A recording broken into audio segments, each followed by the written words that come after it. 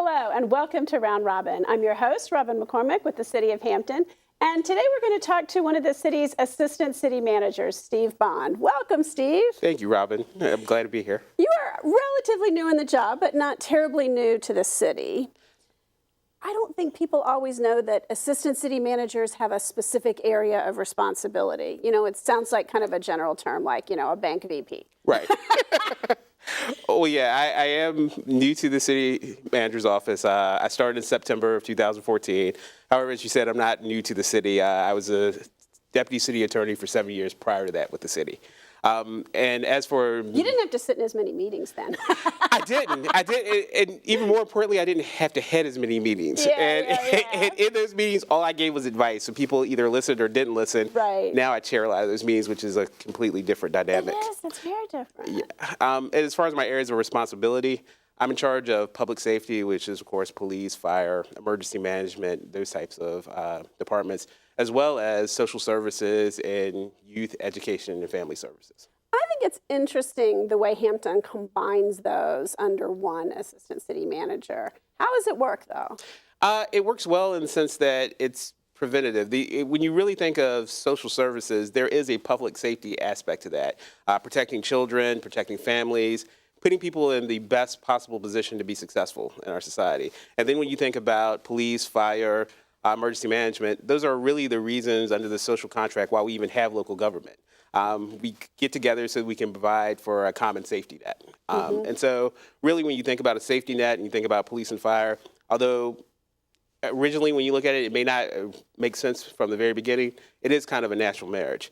I also had the benefit when at my time in the city attorney's office, I was the attorney for those departments. And so all of them? All of those. Oh, I knew you had police and fire. Yeah, wow. Social services as well. Actually, when I first got hired, I got hired specifically as the social services attorney. And then through promotions, I branched out and took on public safety. It's really, not that many people make the transition from the city attorney's office to the city manager's office. It is. It's different. It's a unique transition, and it requires a different skill set. I was fortunate in the sense that being an attorney for public safety and for human services, as I kind of mentioned earlier, I'd already built relationships with those departments, not only the department heads, but the employees that work in those departments. I also have pretty good soft skills, and I think that's important as a city manager. Maybe some would say less so as an attorney. I would you don't want to be nice as an attorney? Is that what you're saying? It's not an asset? You want it to be in your toolbox, but a lot of times it's not up front. But for me, I kind of took a different take on that. As an attorney, really all I gave was advice. And if you don't build those relationships and you don't build that level of trust, people are less likely to take your advice. So I always thought it was an important aspect. So as a practical thing, you were listened to. Yeah, it makes more sense. If you are working closely and have that trust, then they're more likely to listen to you rather than being, yeah, I consulted the attorney, now I get to do what I want. Exactly, and please come back and clean up after it's done. Right. Absolutely. Well, how did you get into the attorney business in the first place? You grew up in Hampton Roads. I grew up in Hampton Roads. I was born in Norfolk, grew up in Chesapeake. I attended the College of William & Mary for undergrad. And still Hampton Roads? Still Hampton Roads. Marshall West School of Law at the College of William & Mary for law school. And I actually got into law school. I had always said that I wanted to be a lawyer. As a matter of fact, my family jokes that my first case, my mother took some money out of me and my brother's collective, an allowance jar. Okay. To pay a paper boy. And I went in and I had counted the money and realized that we had come up short, and I kind of put my mom on trial. But even then, I was delicate enough to know that if this thing went wrong, there were some prices to pay. And so I was very skilled in the way I questioned her, and it all worked out well.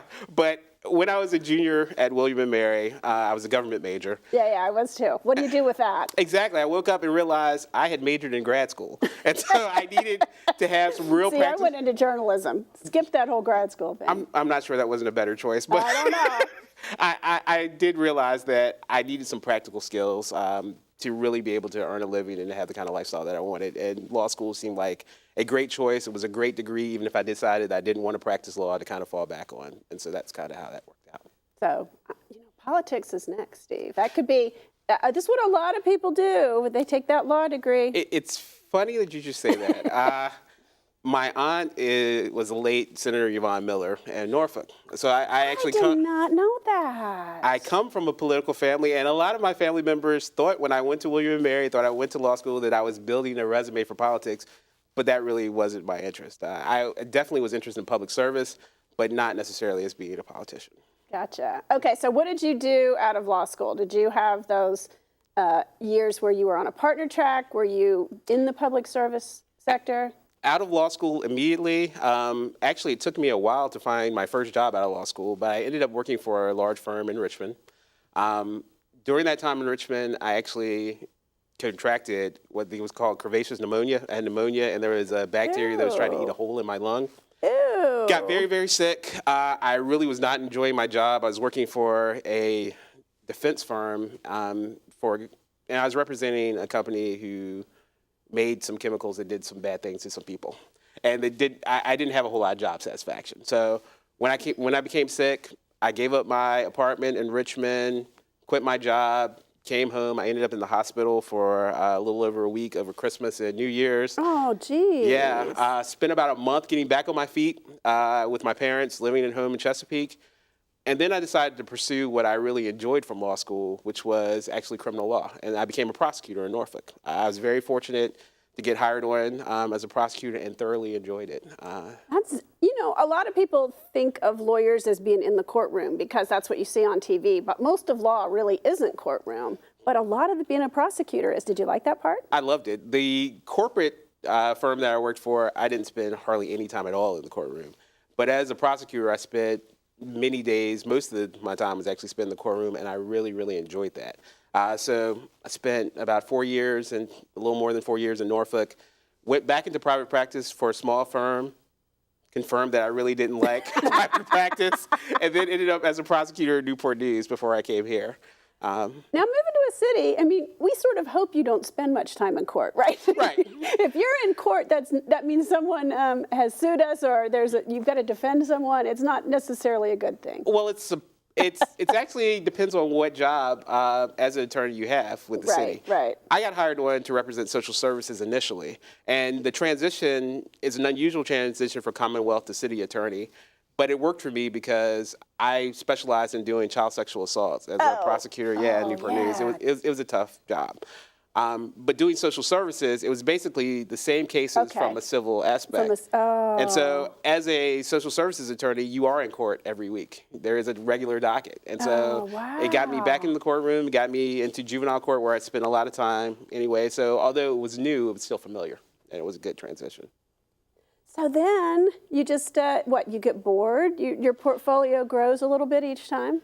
If you're lucky and you're fortunate, which I was, I had a great boss, Cynthia Hudson, who was the city attorney at the time, who recognized that I showed a lot of initiative and I wanted to do new things. And so she found a way to allow me to do new things. And so from representing primarily social services, I went to be the employment counsel for the city. So representing all departments dealing with personnel matters, as well as being the public safety attorney, working with the police, fire, emergency management, and that group of departments. And Hampton is the place that I've spent the longest tenure of time in my career. And it's because after 3 or 4 years, I constantly want to have new challenges and do things that are new. But Hampton has actually given me the opportunity to grow. And so I've been here over 8 years, and each and every day I get challenged with something new and something different. So it's allowed me to grow here. Now, is that still a good thing? At some point, we're like, wow, that's an awful lot of challenges. I joke with my friends, be careful what you ask for, but yes, it is a good thing. It keeps it from ever becoming stale or boring. There's always a new challenge or opportunity and a way to make either citizens or employees' lives better, which is really the focus of my job. So what do you do now? It's weird in Hampton in that the department heads are pretty darn independent, and the budget is set up so that we can kind of maneuver things within our own budget. It's not a line item thing. We have a lot of flexibility to meet the goals that we're given, but the assistant city managers are there to what are you there for? I'm there. If I had to put it in a nutshell, I would say I'm there to help and assist the manager in carrying out our mission, which is really to provide the citizens of Hampton with the most effective and efficient government possible. I'm also there as an advocate for my department heads and my departments. As you know, and as most of the citizens know, there are so many worthy causes, and we have a finite and limited amount of resources. And so I work in collaboration with departments to make sure not only that their employees have what they need, but that we put forth the best case for competing for those limited resources to make sure that they have their needs met. In addition to that, I sit on various boards and commissions. A lot of them. A whole lot of them. And they each bring their own challenges and opportunities, but they're great because they provide me with an outreach to the citizens. I get to meet and work with a lot of citizens, and we're blessed in Hampton that we have people who are really engaged and want to make the city better. Well, one of the things that the city has been facing, and many inner cities or urban cities have been facing, is the sort of concentration of poverty, is the youth violence pockets, people who aren't making that transition into productive adults. They fall off somewhere along the way, and it causes societal problems. You're right in the forefront of all of those departments and how they relate and interrelate. I am, and to address that, the city has done a couple of different initiatives. We have the Safe and Clean initiative, which is an initiative dealing with a lot of the different departments: police, fire, codes enforcement, social services, our neighborhood office. Working together to make sure that we're addressing the issues in the neighborhoods that we can address, to make sure that they're not places that are attractive to people who want to do bad things or commit crimes, and to make sure that we're providing the most safe and clean and productive environment possible for our citizens. In addition to that, we have Hampton United, which is a branch. It's built on a model of Cities United, which deals with youth violence. We have a youth violence prevention manager, Sanithia White, who was my first hire as a assistant city manager, who's making sure that we're coordinating all of our programs that deal with youth violence prevention, that we're all kind of pulling in the same direction, and we're being as effective and as efficient as possible. And that we're working with the nonprofits and the faith-based organizations. Correct. And, I think it's a challenge to figure out what's going on out there and how we can work together better and not overlap. Absolutely. And in Hampton United, as you mentioned, we have faith-based organizations, we have nonprofit organizations, we have city departments, we have the judicial system. All of us are working together we realize that this is a common problem, and it's a community problem. It's not just a problem of government. And there are times that government is not the answer. But if we work together, we're usually more effective at finding what the true solution is. So what is your vision? What do you see for Hampton, but particularly for the areas that you focus in over the next 5 to 10 years? My vision is to build on Hampton's history and its past, but also to look forward to its future. I think that Hampton has a very bright future. For millennia, people have always been drawn to the water. We're very fortunate that we are a waterfront community. We have a beautiful natural environment. We have NASA, we have Langley, we have innovation. It seems like it would be a very attractive place for business. And my job is to promote that and to make sure that businesses realize all of the natural resources, including the incredibly talented people in the workforce that we have here, that makes Hampton a great place. And the safety that we have here. Because we talk about our problems, I think more in Hampton than anywhere else I have ever seen. People know about them. And we do it to be transparent. We do it to talk, to make things happen, to counteract them.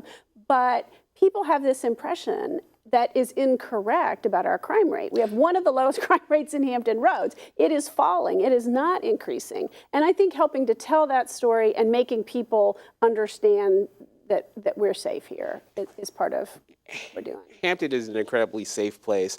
One of the issues that we have is because of Hampton's tradition of being collaborative and being open and continuing to dialogue with the community and with our business partners and with everyone who lives here and works here.